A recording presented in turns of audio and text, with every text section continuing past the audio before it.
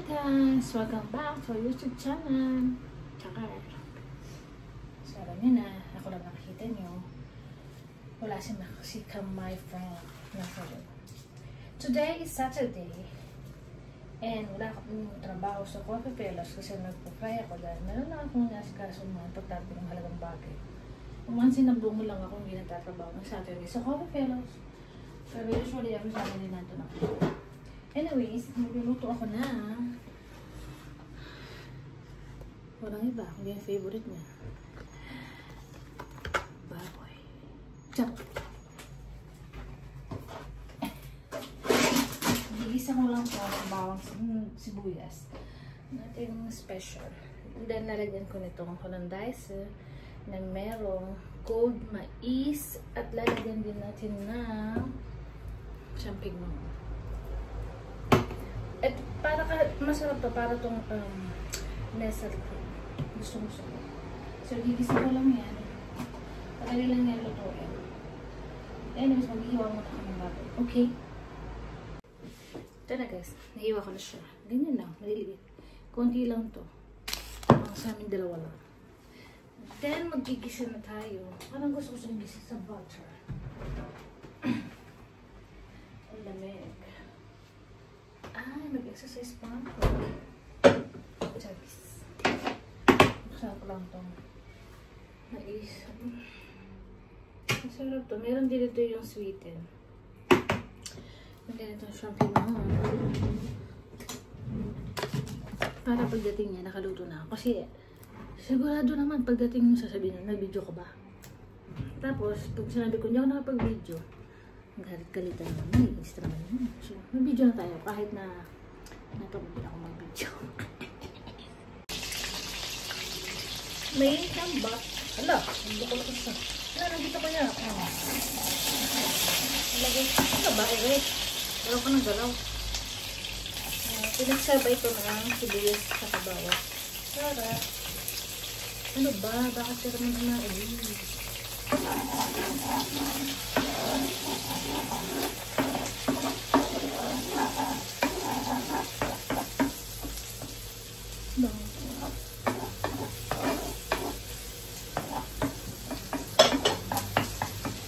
isa lang yan. Isa lang natin yan sa butter. Sibuyas, bawang, and then butter. Mas gusto ko kasi yung magamit ng butter. Mas masasara ka na.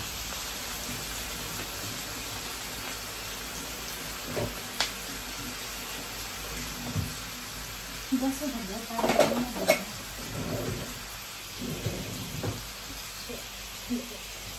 Siyempre, hindi mawawala ang favorite.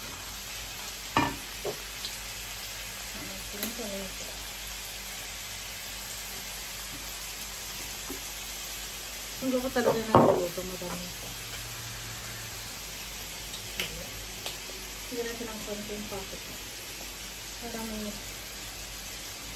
naman kasi totally maangkap ito. Ngayon pang pag-dagdag lang siya na. Ano bang camera ere? Masara na po nito.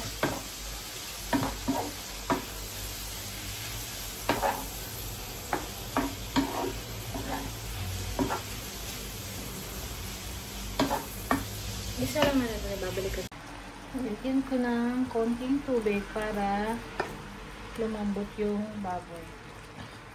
Then pag konti na yung tubig, nasipsip na ng baboy, and then malambot na siya, tsaka kayo ilalagay yung champignon, mais at tsaka yung hollandaise. Yan na siya guys. So, gigisa pa natin yan. Para sige lang palambutin yung baboy, o saglit lang naman yan kasi manilipis lang yung cut niyan.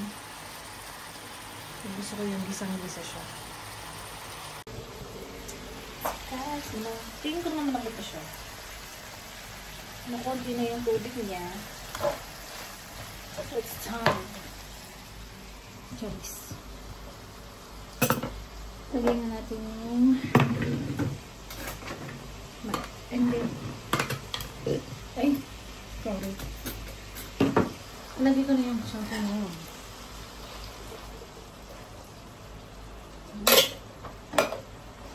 Ang bango.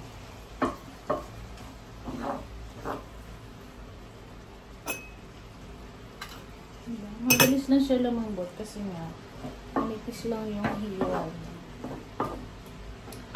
So, dadagdagan pa ng konting paminta. Last na to. Then, okay.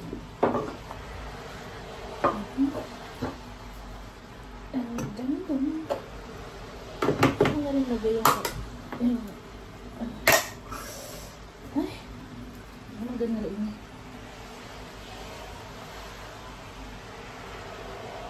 Mexico, itong binili niya, may halo siya, hindi siya puro mais. Tikman ko na.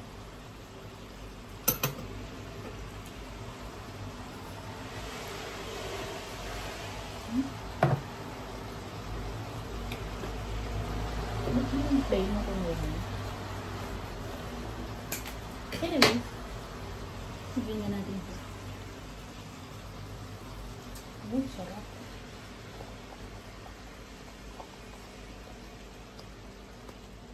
Dadala nga ako ng ganito sa palagay. Mura lang to. Guys, yan na siya. Yung pagdesisyonan ko, hindi ko na lang lalagay yung mais kasi masarap siya. Saka hindi ko masyadong bet ito kasi yung binili pala niya Mexico mix. Actually, parang hindi naman yata talaga ilalagay ito dito. Inabuksan ko lang. Pero yan na, tapos na ang ating ulam. Nakasaing na din ako, so hintayin na natin si my friend. So guys, nandito na tayo sa bahay. Hindi nilagay ni Vanessa ito mga mepre, no? Sinabi ko kasi... Kaya sabi ko sa kanya mga mepre, ilagay niya. Dibdibin ko ito mga mepre. Pakidibdib niyo mga mepre. Wala lang mga mepre. Ay, akala ko hindi. Yan, masarap to, be. Lalagyan natin mga mepre. Yan mga mepre.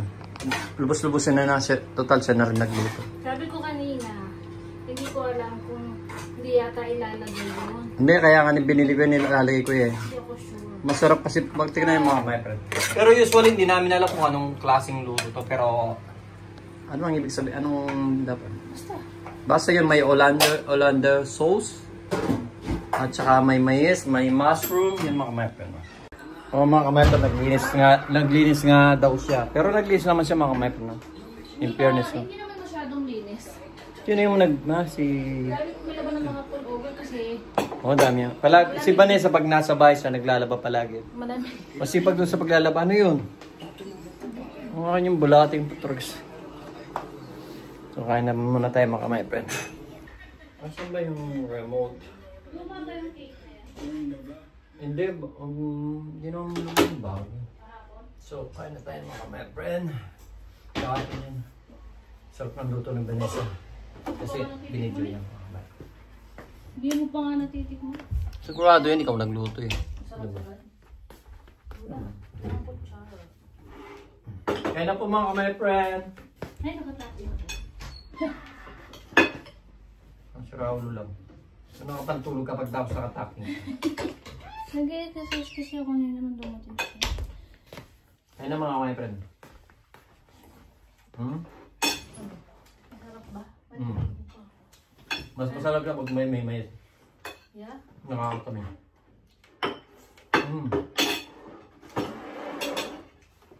Tapos, okay, mag-grow na tayo. Yaman yung sabaw niya.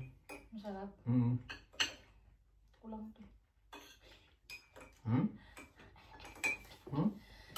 Ako lang to. Yaman. Yaman niya mga kamepre. Ito lang daw. Yaman niya. Tingnan mo niya.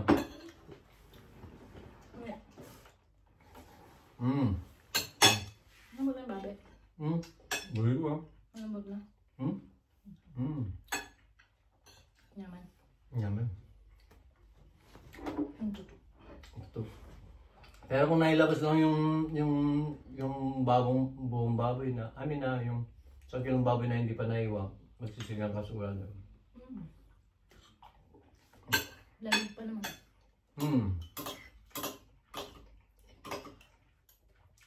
Sarap ng sabaw niya. Saka yung mais at saka mushroom.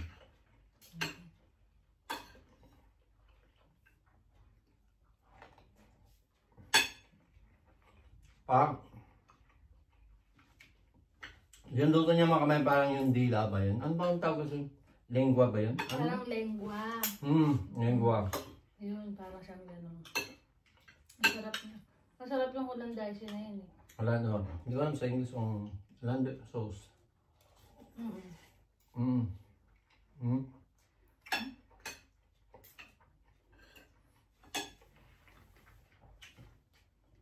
Tapos yung nasa cream niya. Oo, yung sabi ko nga, parang nasa cream. Pero mas masarap sa nasa cream. Mas masarap sa nasa cream. Kasi may lasa sa cheese. Parang nilalagay mo sa asparagus ba? Oo, masarap. Sa asparagus lang. Galing talaga. Ay.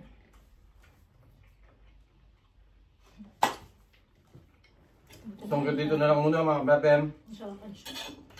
Masarap na lang talaga. Masarap. Masarap na lang magluto sa Vanessa kahit adobo. Kahit ano. Hindi masyado.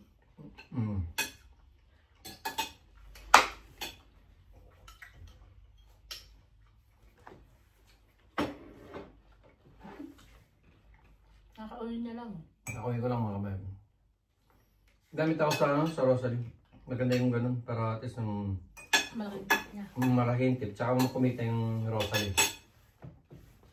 So hanggang dito. Hindi pa kung tama ba yung pagkakaintindi ko na ano yung oras. Paano tawag doon? Atas ba yun?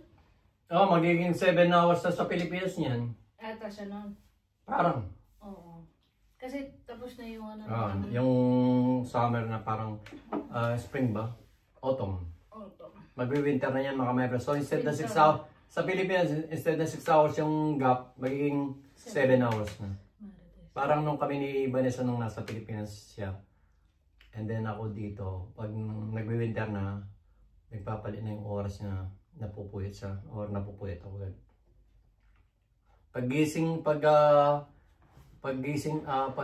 Tulog na, uwi ko ng bahay, tulog na siya. Paggising ko, ano na siya, na nakapagluto na, kumain na siya. Nalamig na. Malamig na talaga, no? Ganda ang buhay dati namin ni Vanessa. Yung noong din sa Raleton. Sip ba? Sip.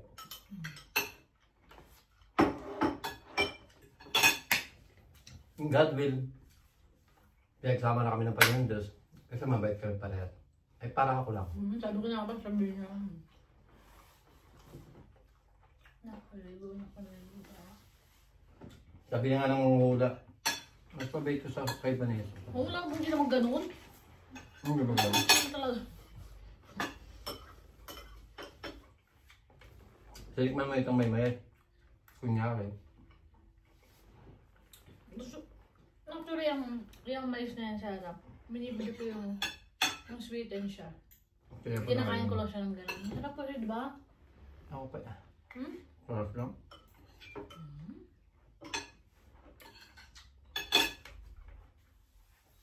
Hanggang dito na lang mga kamatpen. Yep.